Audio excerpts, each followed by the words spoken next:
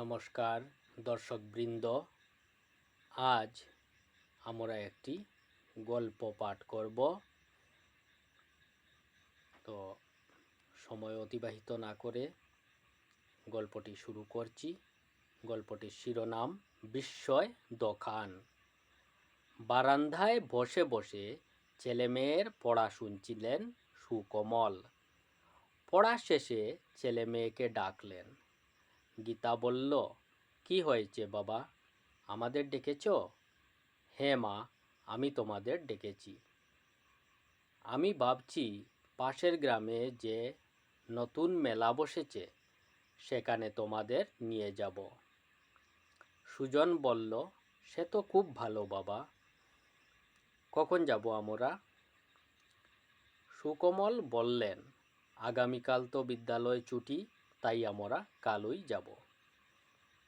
পরদিন গীতা ও সুজন তাড়াতাড়ি নিজের পড়া শেষ করে মেলায় যাওয়ার জন্য তৈরি হয়। নির্দিষ্ট সময়ে বাড়ির সামনে গাড়ি এসে হাজির হলো। বাবা মা, ঠাকুরদা, ঠাকুমা, পিসি, ছোট কাকু, সুজন ও গীতা সবাই গাড়িতে উঠে ও মেলার উদ্দেশ্যে রওনা হয়। মেলায় পৌঁছে তারা বিভিন্ন ধরনের দোকান দেখল, যেমন খেলনা, পুতুল, মিষ্টি, কাপড়, বই, আইসক্রিম, বাসনকোসন, চুড়ি, এছাড়াও নানা প্রয়োজনীয় সামগ্রী। তারা মেলায় এক প্রান্তে দেখল নাগরদোলা, সার্কাস ইত্যাদি। ঠাকুমা গীতাকে একটি সুন্দর পুতুল কিনে দিলেন। সুজন কাঠের তৈরি একটি গন্ডার কেনার বায়না ধরল। বাবা তাকে আরও কয়েকটি পছন্দের কাঠের জীবজন্তু কিনে দিলেন। অনেক সময় মেলায় ঘুরে সবার খিদে পেয়ে যায়। ঠাকুরদা বলেন, চলো সবাই প্রথমে কিছু খেয়ে নেই। মা বললেন, হ্যাঁ বাবা, চলুন। সবাই পছন্দ মতো খাবার খেয়ে মেলার অন্য প্রান্তে যখন যায়, সেখানে নানা ধরনের বস্তুর এক বৃহৎ দোকান দেখতে পায়।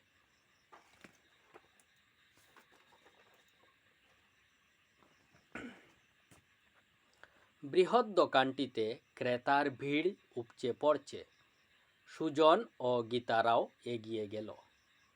দোকানে প্রবেশ করার সঙ্গে সঙ্গেই কে যেন বলে উঠল, স্বাগতম, আপনাদের দিনটি শুভ হোক। আসুন, আপনার যাহা প্রয়োজন সংগ্রহ করুন। প্রতিটি বস্তুর প্যাকেটে নির্ধারিত মূল্য লেখা আছে। দোকানের কোণে বিনিময় লেখা কাউন্টারে আপনার নেওয়া সামগ্রীর মূল্য স্বহস্তে জমা দিন। খুচরো বা যদি আপনার ফেরত পাওয়ার থাকে সংগ্রহ করুন। গীতা উৎসাহে তাকালো। কে এমন মিষ্টি সুরে কথাগুলি বলছে? সে দেখতে পেল একটি সাউন্ড সিস্টেমে রেকর্ডিং করা বার্তা বাজছে। দোকানে কোনো দোকানি বা স্বত্বাধিকারী উপস্থিত নেই। কয়েকজন লোক আরও কিছু সামগ্রী আনলেন। দোকান সাজিয়ে আবার কোথায় ভিড়ে মিলিয়ে গেলেন। এভাবেই কয়েক ঘন্টা পর পর দোকানে জিনিস সাজিয়ে গুছিয়ে কোথায় চলে যান। বাবা একজনকে জিজ্ঞাসা করলেন, স্বত্বাধিকারী কোথায়? উত্তরে সে জানায়, তিনি নিজস্ব কাজে ব্যস্ত থাকেন। আমাদের দায়িত্ব জিনিসপত্র এনে সাজিয়ে গুছিয়ে রাখা। এভাবেই উনার দোকান 10 বৎসর অতিক্রান্ত করেছে। আমরা মাসে মাসে মাইনে পেয়ে থাকি, বলেই লোকটি চলে যায়। এই দোকানে সবাই নিজের পছন্দের সামগ্রী কিনে অর্থ জমা দিয়ে যাচ্ছে। কোনো স্বত্বাধিকারী বা সিসিটিভির উপস্থিতি নেই। সত্যিই ইহা এক বিস্ময় দোকান।